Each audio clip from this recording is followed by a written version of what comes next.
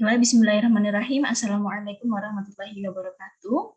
Sebelumnya perkenalkan, saya Mutia Eka Anggraini dari Prodi Ekonomi Syariah Fakultas Ekonomi dan Bisnis Islam IAIN Palangkaraya semester 3 kelas C. Di sini saya akan menjelaskan secara singkat mengenai teknologi informasi. Baiklah, langsung saja. Nah, di sini yang pertama ada definisi dari teknologi informasi.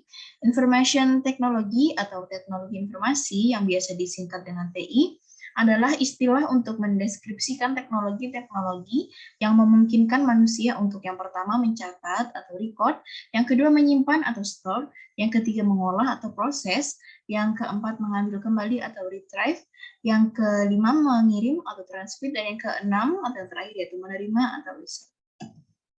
Nah, di sini ada simulasi dari definisi yang sudah dijelaskan sebelumnya, yaitu dari perangkat keras komputer itu kita bisa menyimpan data, kita bisa mencatat dan mengolah data, kemudian kita bisa mengambil kembali data yang setelah kita catat dan kita simpan, kemudian kita bisa mengirim dan menerima data dari perangkat lainnya.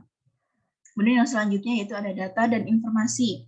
Data yaitu sekumpulan fenomena alam atau dalam bentuk angka, kata, gambar, atau bentuk lain, termasuk di dalamnya hasil dari pengalaman, observasi, dan penelitian. Kemudian raw data atau data mentah dalam istilah komputasi, yaitu angka, karakter, gambar, atau bentuk lain yang digunakan untuk mengkonversi kuantitas fisik ke dalam simbol dalam pengertian yang luas. Kemudian informasi yaitu data yang terstruktur dari hasil olahan. Nah, di sini dapat kita lihat secara jelas ya data dan informasi. Jadi, informasi itu didapat dari data mentah yang kemudian diolah atau diproses. Nah, kemudian baru bisa didapatkan sebuah informasi. Nah, untuk selanjutnya yaitu teknologi.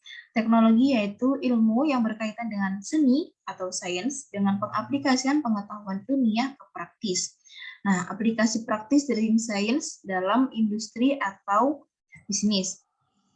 Nah, di sini ada teknologi pengetahuan ilmiah.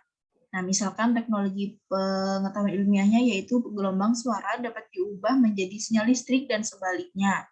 Nah, hasil dari teknologi pengetahuan ilmiah tadi yaitu sebuah telepon. Nah, seperti gambar yang telah ada di samping. Kemudian teknologi pengetahuan ilmiah yang lainnya ada seperti sistem AS, sistem elektronik, sistem pembakaran, sistem pengemudian, sistem pengereman, sistem roda, sistem suspensi, sistem transmisi. Nah, dari sistem-sistem yang didapatkan dari teknologi pengetahuan ilmiah tadi, nah dapat menghasilkan sebuah teknologi berupa mobil modern. Nah, untuk teknologi informasi sendiri, pada masa lalu yaitu berupa goresan atau gambar, patung atau prasasti, alat hitung, arsip, telegraf, dan lain-lain. Sedangkan teknologi di masa kini yaitu seperti komputer, fax, telekonferensi, handphone, dan lain-lain. Nah, mengapa informasi dibutuhkan? Alasannya ada dua, yaitu sebagai dasar pengambilan keputusan, yang kedua yaitu kegembiraan.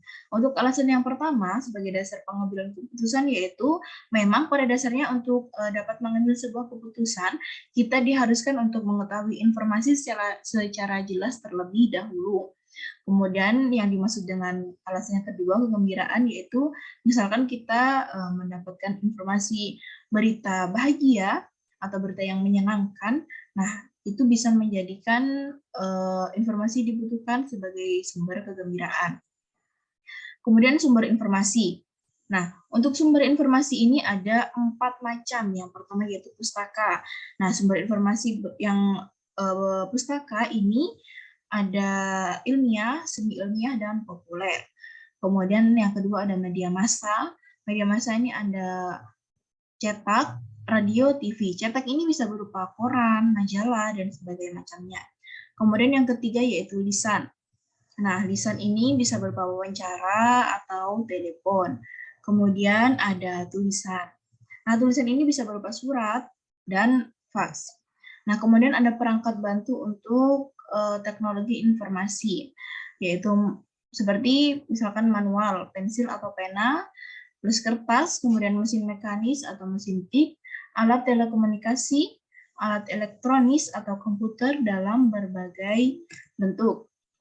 Nah, untuk komponen TI ini ada hardware. Hardware ini bisa berupa mouse, keyboard, monitor, kemudian ada software seperti game, Windows, kemudian Office. Kemudian yang ketiga ada firmware, yaitu instruksi disimpan permanen dalam ROM. Kemudian ada brandware, user programmer, analis. Kemudian yang terakhir ada infoware atau yaitu petunjuk penggunaan dan aturan-aturan. Nah, kesimpulan dari teknologi informasi yang saya sampaikan tadi yaitu yang pertama, sejak dulu manusia memang membutuhkan sebuah informasi. Informasi yaitu hasil dari olahan data.